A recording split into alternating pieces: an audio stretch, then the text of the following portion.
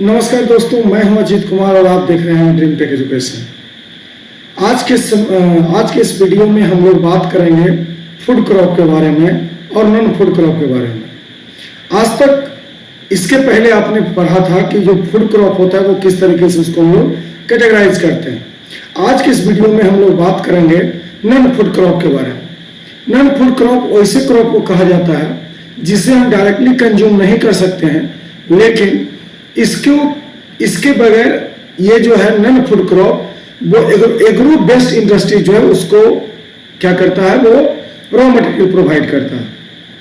तो समझने का कोशिश करेंगे यहाँ पे कि पहला होता है आपका फूड क्रॉप, है ना।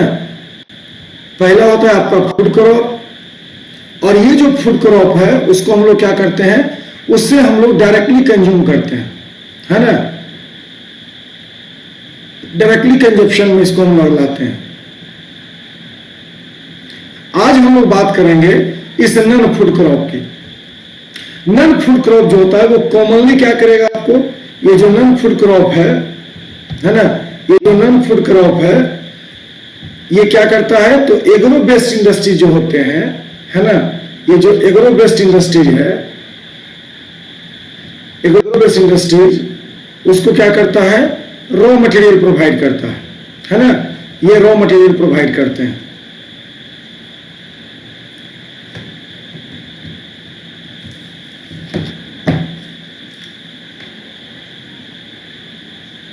है ना, ये आज के तो क्या है, ये रॉ मटेरियल प्रोवाइड करते हैं किसको, एग्रो बेस्ड इंडस्ट्रीज को। हम लोग बात करते हैं सबसे पहले नॉन फूड क्रॉप में रबर के बारे में। अगर हम रबर को समझने का कोशिश करें तो क्या पता चलता है कि ये इक्विलेटरल क्रॉप है सर, है ना। इक्विलेटरल क्रॉप हम लोग ऐसे को कहते हैं जो इक्वेटरल रीजन में पाया जाए, और इक्वेटरल रीजन जो है, ये जो इक्विलेटरल रीजन है ये ग्लोब में कहाँ होगा जी, तो ये ग्लोब में होगा सर 23.5 डिग्री नॉर्थ से लेकर के 23.5 डिग्री साउथ के बीच में। इसको हम लोग जो इस एरिया को हम लोग कॉमनली क्या कहते हैं, इक्विलेटरल रीजन, और ये इक्विलेटरल रीजन है, यहीं पे इस क्रॉप का मेनली तरफ से ग्रोन अप होगा। यानी आप क्या देखेंगे, जहां जहां रबर की खेती होगी वो इक्वेटर के आसपास पाए जाने वाला एरिया होगा। इसके बाद अगर इसके हम फिजिकल कंडीशन की बात करें तो इसको हॉट और ह्यूमिड क्लाइमेट चाहिए, है ना, ह्यूमिड क्लाइमेट चाहिए। रेनफॉल जो है वो करीब करीब 200 सेंटीमीटर हो, और 25 डिग्री से ज्यादा टेम्परेचर हमेशा रबर के कल्टीवेशन के लिए चाहिए। इंडस्ट्रियल रॉ मटेरियल के रूप में ये बहुत इंपॉर्टेंट है रबर, है ना। ये जो रबर है ये इंडस्ट्रियल रॉ मटेरियल के रूप में बहुत है, इसलिए हम इसको बोले थे कि ये एग्रो बेस्ड इंडस्ट्रीज में बहुत बड़ा रोल प्ले करता है। अब हम बात करते हैं कि रबर इंडिया में मेनली रूप से केरला, है ना, तमिलनाडु, कर्नाटक, अंडमान एंड निकोबार के आइलैंड्स जो है वहां पे इसको उगाया जाता है। इंडिया की अगर हम बात करें तो इंडिया का रैंक जो है वो वर्ल्ड वाइड 4th रैंक है ना, वर्ल्ड वाइड क्या है, 4th रैंक है। तो अब यहां से क्वेश्चन आ सकता है आपको कि रबर के प्रोडक्शन में सबसे पहला स्थान थाईलैंड का है, दूसरा इंडोनेशिया, तीसरा मलेशिया और चौथा इंडिया। तो इस तरीके से हम लोग बात करेंगे। इसमें 2 क्वेश्चन पूछे जा सकते हैं। सबसे पहले तो रबर जो है वो किस तरीके के क्रॉप का एग्जाम्पल है, तो हम लोग बात करेंगे कि सर ये इक्विलेटरल क्रॉप का एग्जाम्पल है। ठीक, चलिए आगे बढ़ते हैं। जब आगे बढ़ेंगे तो दूसरा आता है कॉटन। कॉटन जो है ये कॉटन टेक्सटाइल्स वाला जो होगा, है ना, ये कॉटन टेक्सटाइल्स जो होंगे इंडस्ट्रीज, उसमें ये पूरी तरीके से क्या करता है, रोल प्ले करता है। अगर हम लोग बात करें तो ये माना जाता है कि कॉटन का उत्पादन सबसे पहले इंडिया में ही हुआ था, यानी कॉटन का ओरिजिनल होम जो है वो इंडिया ही है। कॉटन जो है वो मेजर रॉ मटेरियल है किसका, कॉटन टेक्सटाइल्स इंडस्ट्रीज का। ये जो कॉटन टेक्सटाइल्स इंडस्ट्रीज है इसके रॉ मटेरियल्स होते हैं ये। कॉटन को हम लोग ब्लैक सॉइल में, यानी कि वैसा एरिया जहां पे ब्लैक सॉइल, अब देखिए यहां से एक और क्वेश्चन पूछा जा सकता है ना, यहां से एक और क्वेश्चन पूछा जा सकता है कि ये जो ब्लैक सॉइल है सर, है ना, ब्लैक सॉइल, इसको हम लोग रेगुर सॉइल भी कहते हैं।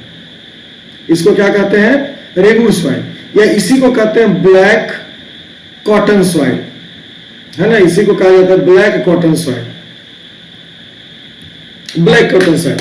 तो यहां पे हम लोग समझने को कोशिश करेंगे कि ये जो कॉटन जो है सर, वो क्या करता है, कॉटन टेक्सटाइल्स इंडस्ट्रीज का एक बहुत इंपॉर्टेंट रॉ मटेरियल्स है। आगे बात करते हैं एटमॉस्फेरिक कंडीशन क्या क्या रिक्वायरमेंट होंगे। तो सबसे पहले हाई टेम्परेचर चाहिए, रेनफॉल 70 to 100 सेंटीमीटर के आसपास टेम्परेचर हाई होना चाहिए। और ये खरीफ क्रॉप का एग्जाम्पल है, और इसको पूरी तरीके से डेवलप होने में, है ना, ये जो पूरी तरीके से अगर डेवलपमेंट की बात करते हैं तो इस प्लांट को पूरी तरीके से डेवलप होने में कितने दिन लग जाते हैं, तो 8 से लेकर के मतलब 6 to 8 मंथ, है ना, 8 से लेकर के 6 से लेकर के 8 महीने इसको लग जाते हैं प्रिपेयर होने में। आगे बढ़ते हैं तो हमको पता चलता है जूट। जूट से सबसे पहला ही क्वेश्चन पूछा जाता है कि जूट को क्या नाम दिया जाता है, तो इसका नाम है गोल्डन फाइबर, है ना। जूट को हम लोग, है ना, जूट को कॉमनली हम लोग क्या कहते हैं, गोल्डन फाइबर, है ना, गोल्डन फाइबर, गोल्डन फाइबर से इसको कहा जाता है जूट को। अब जूट की बात करते हैं तो ये क्या होता है, ये बहुत स्ट्रॉन्ग है ना, रफनेस के लिए भी ये जाना जाता है, और इसके ग्रीनी बैग्स, मैट, रोप, कारपेट, ये सब चीजें बनाई जाती है। और सबसे बड़ी बात क्या है कि ये जो जूट है ये सब बायोडिग्रेडेबल सब्सटेंस है ना, ये बायोडिग्रेडेबल सब्सटेंस होते हैं, जिसके कारण क्या है कि ये पॉल्यूशन नहीं फैलाता, है ना, ये पॉल्यूशन नहीं फैलाएगा। और जब पॉल्यूशन नहीं फैलाएगा तो क्या करेगा सर, ये आसानी तरीके से बायोडिग्रेडेबल होने के कारण इसके आज के समय में मार्केट ज्यादा है। अब बात करते हैं due to the high cost. अब चूंकि ये फाइबर है तो इसलिए इसका हाई कॉस्ट है, और ये जो है आज अपना समय में, आज के समय में ये अपना मार्केट लूज करता जा रहा है। क्यों कि उसके जगह पे सिंथेटिक फाइबर ने अपना जगह ले लिया है। आप जानते हैं कि जब भी कोई मैट हम खरीदते हैं प्लास्टिक का, है ना, मान लेते हैं कि एक मैट लेते हैं तो एक लेते हैं प्लास्टिक का और एक लेते हैं जूट का। हम मानते हैं कि जूट जो है वो बायोडिग्रेडेबल है और प्लास्टिक जो है वो नॉन बायोडिग्रेडेबल है, लेकिन इसकी ड्यूरेबिलिटी ज्यादा होता है और इसका कम होता है। यानी ड्यूरेबिलिटी का मतलब एक बार अगर आप प्लास्टिक का मैट ले लें तो वो ज्यादा दिनों तक चलता है, जबकि जूट का जो मैट होता है वो कम दिनों तक चलता है। अगर हम जूट की बात करते हैं तो जूट का मतलब होता है कि ये बायोडिग्रेडेबल होते हैं सर, लेकिन चूंकि इनकी ड्यूरेबिलिटी कम होती है, इसलिए इस ड्यूरेबिलिटी के कारण आज के समय में मार्केट में जूट के जगह पर के सिंथेटिक फाइबर ने अपना जगह ले लिया है। अब हम लोग यहां से बात करेंगे एग्रीकल्चर रिफॉर्म्स की। देखिए होता क्या है कि जब बहुत सारे चीज लंबे समय से चलता रहो, है ना, लॉन्ग पीरियड ऑफ टाइम, तो उसमें क्या होता है कि समय के साथ साथ उसमें कुछ रिफॉर्म्स लाने पड़ते हैं, है ना, कुछ रिफॉर्म्स लाना पड़ता है। रिफॉर्म्स को हम लोग कॉमनली सुधार कह सकते हैं, है ना, इसमें कुछ सुधार लाने होते हैं। तो इसी तरीके से आज के समय में एग्रीकल्चर में हम लोग कॉमनली टेक्निकल, इंस्टीट्यूशनल और इस तरीके के रिफॉर्म्स हमें लाने होंगे। सबसे पहले बात करते हैं इंस्टीट्यूशनल रिफॉर्म्स की।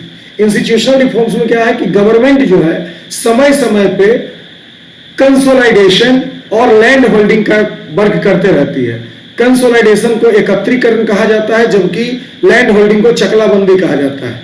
ये जो चकलाबंदी वाला सिस्टम है ये आपको वेस्टर्न यूपी में देखने को मिलेगा, थोड़ा बहुत पंजाब में देखने को मिलेगा, ये है ना, ये पंजाब में देखने को मिलता है और हरियाणा में देखने को मिलेगा, है ना, हरियाणा में देखने को मिलेगा। तो ये 3 जगह पे कॉमनली आपको देखने को मिलेगा। उसके बाद क्या है कि कोऑपरेटिव सोसाइटी को बढ़ावा देना पड़ेगा हमें, है ना, कोऑपरेटिव सोसाइटी को बढ़ावा देना पड़ेगा, जमींदारी सिस्टम को खत्म करना पड़ेगा। ये सब चीजें अगर हम करें तो इसको हम लोग इंस्टीट्यूशनल रिफॉर्म्स कर सकते हैं। दूसरा आता है टेक्निकल रिफॉर्म्स। अगर टेक्निकल रिफॉर्म्स की बात करते हैं तो आज के समय में भारत में बहुत सारे ऐसे लेबर हैं जो लैंडलेस लेबर है ना, लैंडलेस लेबर, यानी काम वो इंगेज किस में है जी, तो एग्रीकल्चरल एक्टिविटी में, है ना, एग्रीकल्चरल एक्टिविटी में इंगेज है सर, लेकिन उनके पास अपनी जमीन नहीं है। तो ऐसे स्थिति में क्या करना है, टेक्निकल रिफॉर्म्स लाना है। और इसमें 1960 से 1970 के बीच में बहुत सारे एग्रीकल्चरल रिफॉर्म्स इंडियन इकोनॉमी में आया है और इंडिया में बहुत सारे एग्रीकल्चर रिफॉर्म्स लाए गए हैं। सबसे पहले अगर हम एग्रीकल्चर रिफॉर्म्स की बात करते हैं तो सबसे पहले एग्रीकल्चर फाइनेंस की बात करना होगा।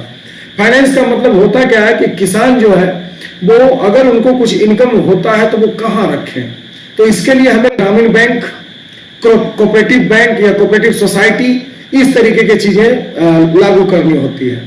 आज के समय हम बात करेंगे कि जो बैंक है वो क्या करता है, फार्मर को बहुत छोटे इंटरेस्ट रेट पर या बहुत लो इंटरेस्ट रेट पर क्या करता है, वो प्रोवाइड करता है लोन, है ना। इसके बाद हम बात करते हैं क्या, लैंड डेवलपमेंट प्रोग्राम, इसको एलडीपी भी कहा जाता है ना। तो सबसे पहला ऑब्जेक्टिव क्वेश्चन यहीं से बन सकता है कि एलडीपी प्रोग्राम क्या है, तो इसको लिखेंगे लैंड डेवलपमेंट प्रोग्राम। कब आया जी, तो 1990 में लैंड डेवलपमेंट प्रोग्राम को लाया गया। इसमें क्या किया गया, कंप्रिहेंसिव लैंड डेवलपमेंट प्रोग्राम इसको बोला गया, है ना। इसका मेन उद्देश्य जो था वो क्या था कि जो हमारे क्रॉप होते हैं वो कैसे बर्बाद होता है, तो सबसे पहले सुखाड़ के कारण, बाढ़ के कारण, साइक्लोन, फायर, डिजीज, तो ये सब के अंतर्गत में क्या किया जाएगा, लैंड को मतलब फाइनेंशियल क्रॉप दिया, क्रॉप का फाइनेंस करवाना पड़ेगा।